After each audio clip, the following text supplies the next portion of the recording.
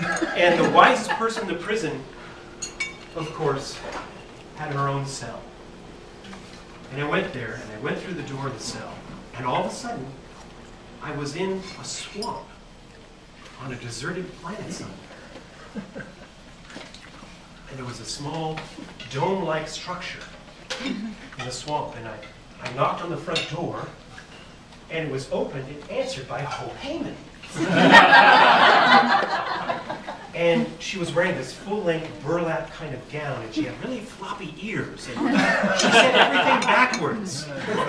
And I remember the most important piece of advice she had for me. She said, "Hope, you must not forget." And I said, "That's great. That's great. Right, I've got to keep hope alive. I've got to stay positive. I can't let my spirits droop." And she said, "No, me. Don't forget to take me with you."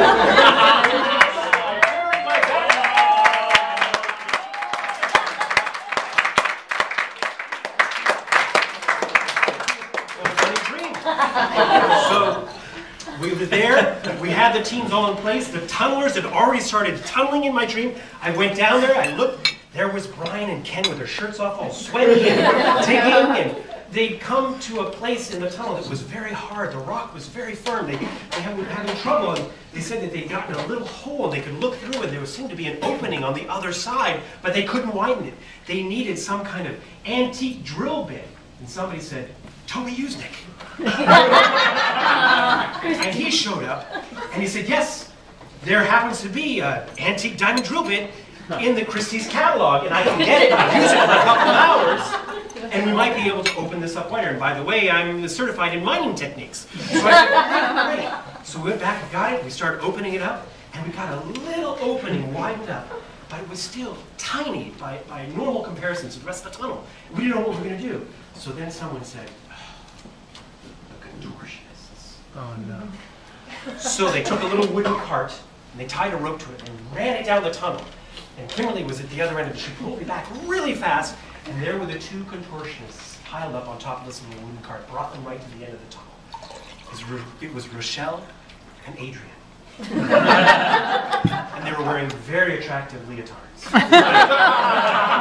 And they folded themselves into little compact packages and squeezed through the hole, very limber, and they got through the other side. And they said, "Hey, you'll never guess there's a jackhammer here on the other side.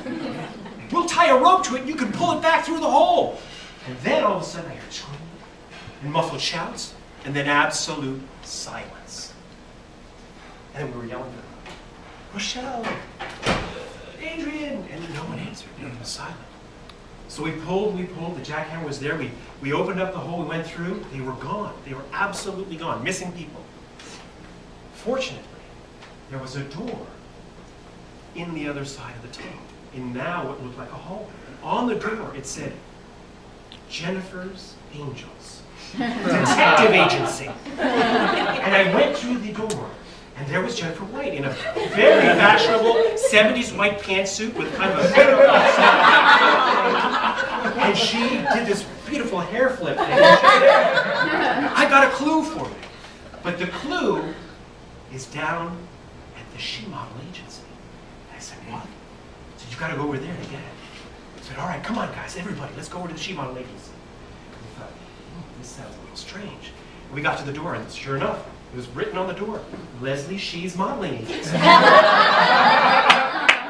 So we went in, and behind the desk, in a beautiful three-piece suit and a silk tie, was Leslie She, looking as elegant and dapper as ever. And we said, "There's got to be a clue here. We've got some missing people. What can you do to help us?" He said, "If you want the clue, you're going to have to participate in my new reality show.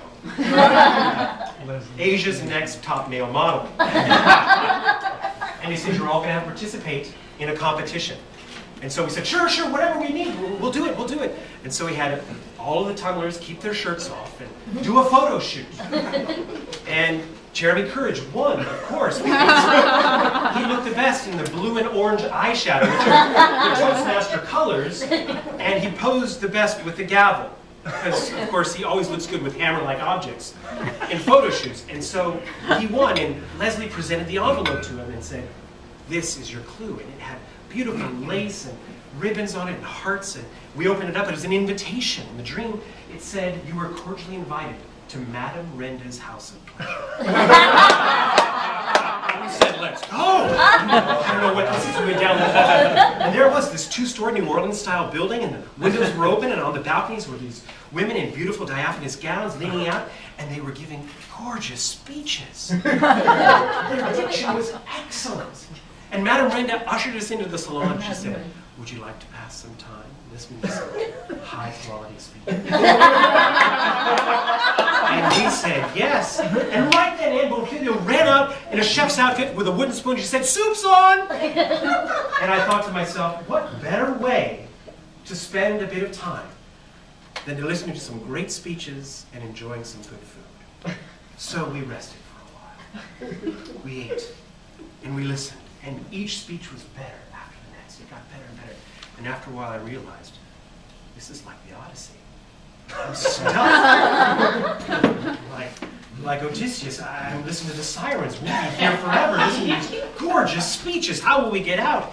And suddenly, Toby Usnik showed up, and he said, by the way, I happen to have some antique earplugs, and I'm certified in intention interruption. So I distribute these to you. We all put the earplugs in, and we broke our concentration on these gorgeous speeches, and we could clear our mind. And we said, that's it. I'm sorry, Madame Renda. We've got to leave. We've got to find our friends. And she said, you passed the test. And she handed us an envelope. And congratulations. Inside, airplane tickets. And these plane tickets, there was exactly enough for all of us on the team. And we were on first class. We were flying in a plane that left from the airport just down the hall in this tunnel.